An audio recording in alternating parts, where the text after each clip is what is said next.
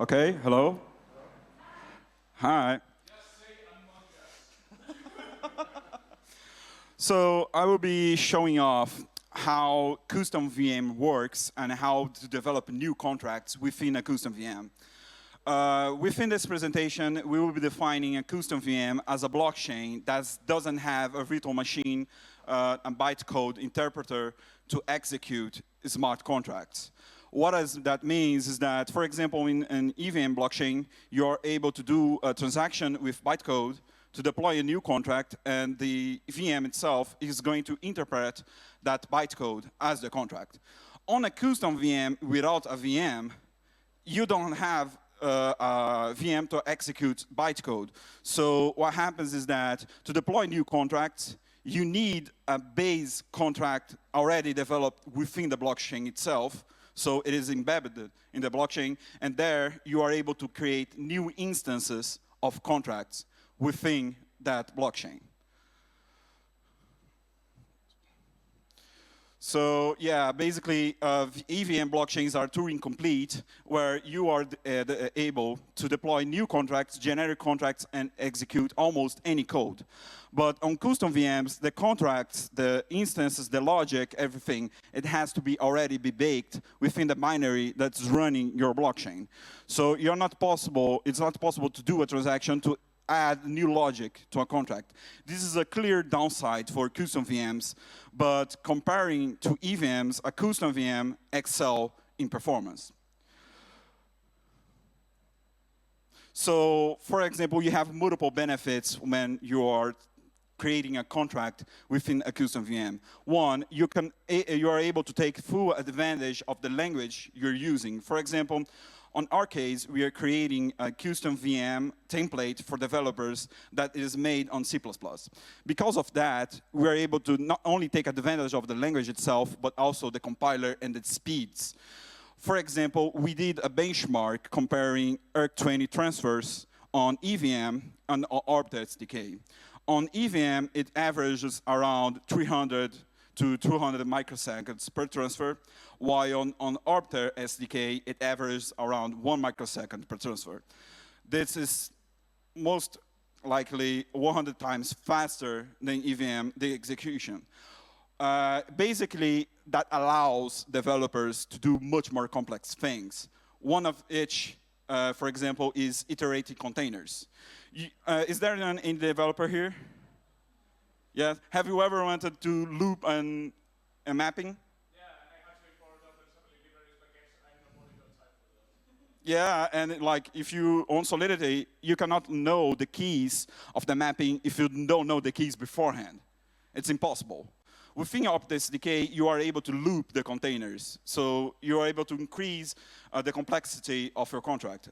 Other things that you can do within contracts on custom VMs is process things beyond a transaction call. So, for example, on EVM, every function on a contract must only be called by a transaction within a confirmed block, right? On a custom VM, you can make some functions can be called by themselves, or when a certain threshold is met, or communicating with other nodes. For example, within Arbiter SDK, we have a contract for consensus, which is RDPOS, and this contract, it communicates between the nodes, between the blocks, to reach the consensus and arrive in a new block and create the block. So there's multiple problems when you are creating a custom VM. For example, on Solidity, if you have a function that changes a variable of your contract, and then that function throws, that means it reverts, the variable that you have changed, it gets reverted. That doesn't happen in any language. So you as a developer need to take care of about that. When your transaction reverts, you need to make sure that that variable that you have changed within that function that you have called gets back to the original value.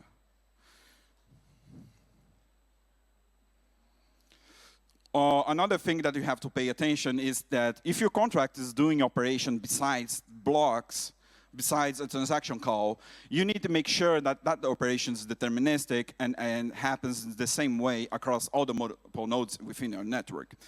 Because what happens is that if your nodes are reaching into a result that are different from other nodes of the network, they are going to fork, causing every node of your blockchain to go their own way, and the blockchain is going to simply freeze.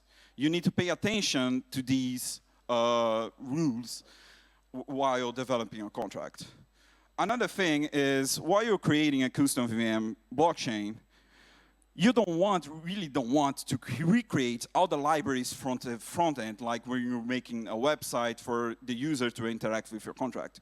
What you can do is make so the function signatures of your contract and how the arguments are encoded, you can follow the standard Solidity, and you make such that any developer can take that blockchain you created and integrate it with any Web3 client 2 that's available for EVM and interact with that contract as if it was a Solidity contract.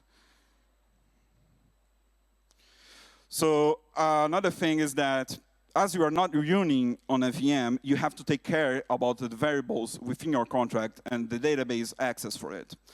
For example, when you're loading a contract within EVM, it does everything automatically for you. If your function's accessing a center variable, the VM is going to load that for you and process it, etc. Within custom VM, you need to keep in mind to load things from DB when you're loading the contract and save it when you're closing your blockchain. Not only that, but you also need to manage a way to store your contract instances. So you are able to make a contract with already integrated with your blockchain where it can act as a factory of contracts.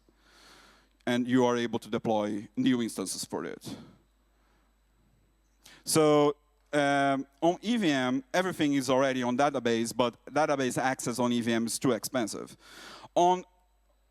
On custom VMs, you are able to develop a contract the way you want. So you can have either all the variables within the memory or the variables within a database, depending on how big the data set of our contract is.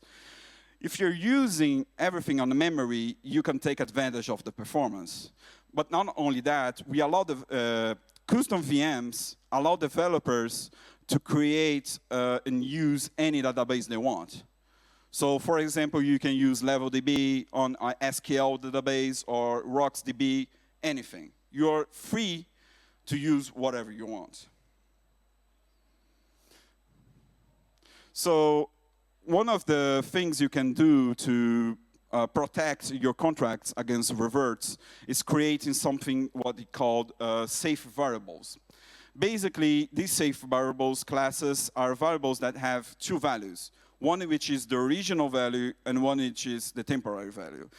When the contract function is called and is accessing a variable, the original is going to get copied to the temporary and the contract is only going to use the temporary. When it changes the temporary value, that variable gets marked as used by the contract. So what happens there is that you can wrap that call within a try-catch block, and by wrapping it, when it finishes the wrap, you can iterate all the variables that was marked as used and commit them to copy the original, copy the temporary to the original, or just throw the temporary off, as if it was reverting.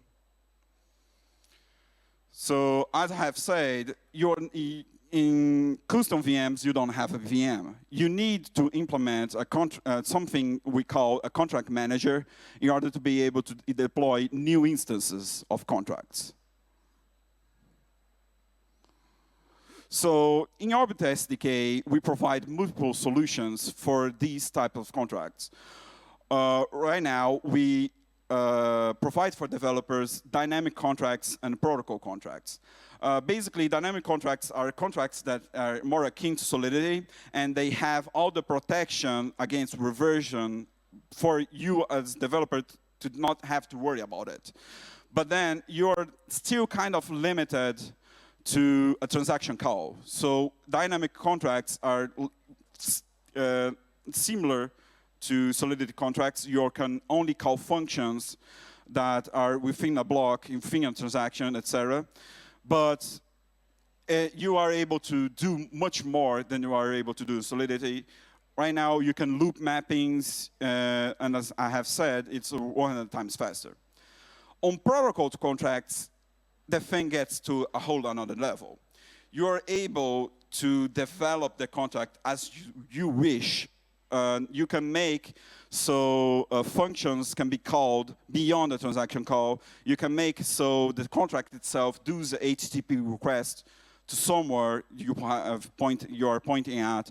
You can make so the contract is communicating between the other nodes to reach a consensus on something. For example, on RDPOS, where it's reaching consensus to create a block, etc. But the problem with protocol contracts is that you, as a developer, needs to pay attention that you are not breaking the consensus between the nodes. That's why I mentioned there, with great power comes great responsibility. But also, Object SDK provides for developers EVM compatibility already baked in within the SDK. So you don't have to worry about making your contract compatible with EVM, with Address.js, with MetaMask. No. You are able to just develop your contract in C++, create the ABI in Solidity, like the declarations of the functions in Solidity, export the ABI, and access that ABI using any Web3 library you want. Basically, reducing the cost of the developer coming and developing using the Object SDK. Because now he won't need to rework his whole front-end website. Any questions so far?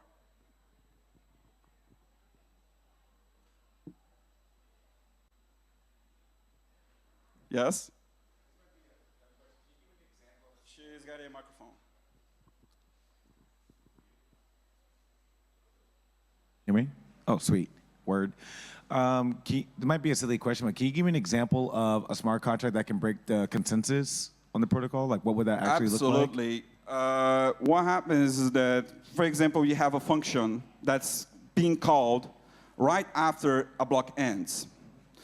Depending on like what the function is doing, if you're not making sure that this function is deterministic, that means the result is going to be the same across multiple nodes, the result is going to be different. What's going to happen is that each node will think they are right and everyone's wrong.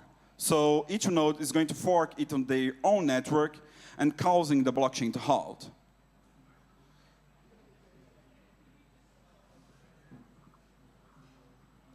Other questions?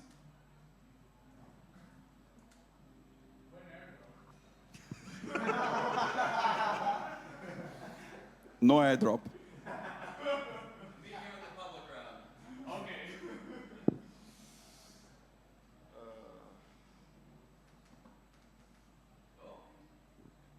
Questions?